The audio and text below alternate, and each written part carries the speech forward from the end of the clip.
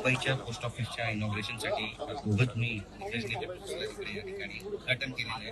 किती महत्वाचं पुस्तक असेल? मला खरं म्हणजे अतिशय आनंद आहे की पोस्ट खातं, टपाल खातं जे आपल्या लहानपणापासून आपण बघितलं की एक प्रकारे आपला संदेश वाहन करणारं, आपल्या मनी ऑर्डरचं वाहन करणारं, पण इंटरनेटच्या जगामध्ये कुठेतरी त्याचा रिलेव्हन्स कमी झाला होता.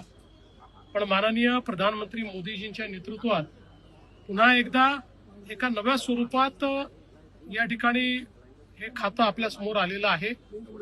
पोस्टल बँकेच्या माध्यमातून, फॅसिलिटेशन सेंटरच्या माध्यमातून आणि विशेषतः मी माननीय मंत्री महोदय ज्योतिरादित्य शिंदे साहेब यांचं मनापासून अभिनंदन करेन, त्यांचे आभार मानेन की त्यांनी अतिशय सुंदर अशा प्रकारे याचं एक डिझाईन तयार केलेलं आहे. प्रत्येक पोस्ट ऑफिस आता एक सिग्नेचर पोस्ट ऑफिस झालेलं आहे. लोकांना सेवा देण्याकरता इथे आधार केंद्र आहे, इथे बँकिंगची व्यवस्था आहे, इथे पार्सलची व्यवस्था आहे, इथे एक आपण मगाशी बघितलं की अशी व्यवस्था आहे की तुम्ही स्वतः तुमचं पार्सल बुक करून ड्रॉप बॉक्समध्ये टाकू शकता आणि ते योग्य ठिकाणी पोहोचू शकतं.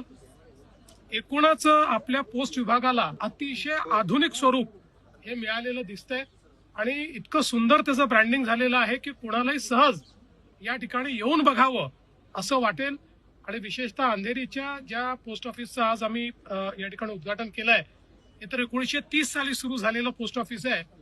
एकीकडे त्याच्यामध्ये आधुनिकता आणि दुसरीकडे त्याचं जे हेरिटेज लुक आहे, या दोन्ही गोष्टीचा संगम हा आपल्याला या ठिकाणी पाहायला मिळतोय.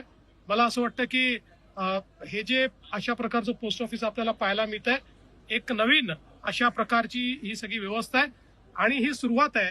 महाराष्ट्रातले सर्व पोस्ट ऑफिसेस हे अशाच पद्धतीनं करण्याचा मानस माननीय मंत्री महोदयांनी या ठिकाणी दाखवलेला आहे.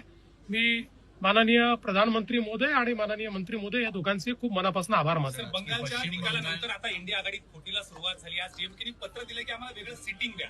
ही सुरुवात लवकर झाली असं म्हणायचं? मला असं वाटतं की इंडिया आघाडी ही तशीही पूर्णपणे अनैसर्गिक अशा प्रकारची युती होती. आपल्या राज्यात भांडायचं आणि दिल्लीमध्ये हातात हात घ्यायचे अशा पद्धतीनं केवळ एक अजेंडा होता, मोदीजी हटाव.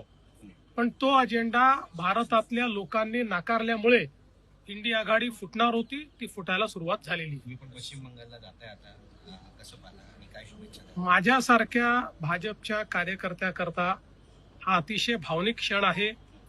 कारण आमचे आद्य पुरुष डॉक्टर श्यामा प्रसाद मुखर्जी यांचा बंगाल, अनेक वेळा आम्हाला लोक प्रश्न विचारायचे की श्यामा प्रसाद मुखर्जींच्या बंगालमध्ये तुम्ही का निवडून येत नाही. त्यावेळी आम्हाला देखील मनातनं दुःख व्हायचं. पण मोदीजींच्या नेतृत्वात आणि आमचे होम मिनिस्टर साहेब यांनी जी काही सगळी स्ट्रॅटेजी केली, बंगालमध्ये जे काही आमचे शुभेंदुदा आहेत, आमचे तिथले अध्यक्ष आहेत, या सगळ्यांनी जे काम केलं, त्यामुळे एक अनप्रेसिडेंटेड अशा प्रकारचा विजय हा बंगालमध्ये मिळालेला आहे. आणि विशेषतः आज मी श्री शुभेंदू अधिकारी यांचंही मनापासून अभिनंदन करतो. कारण शुभेंदू अधिकारी यांची एकमताने आमच्या लेजिस्लेचर पार्टीचे प्रमुख म्हणून निवड झालेली आहे. उद्या त्यांचा शपथविधी आहे आणि म्हणून बंगालमध्ये एक नवीन सुरुवात होते याचा आम्हाला आनंद आहे. सर, निदा खान प्रकरणामध्ये नवीन नवीन खुलासे होत आहेत आणि इम्तियाज जलील यांचं पण नाव समोर येते. संजय चिपचा नगरसेवकांना मदत केली. बघा, हे स्पष्टपणे दिसतं आहे की निदा खान यांना लपवून ठेवण्यामध्ये MIMचे नगरसेवक यांचा हात होता. त्यांच्या पाठीमागे कोण कोण होतं हे देखील शोधून काढलं जाईल. अशा प्रकारे कन्व्हर्जन रॅकेटमध्ये ते इन्व्हॉल्ड आहेत का, कन्व्हर्जन रॅकेटला ते मदत करतायत का, त्यांचा आशीर्वाद त्याला आहे काय, सगळं शोधलं जाईल.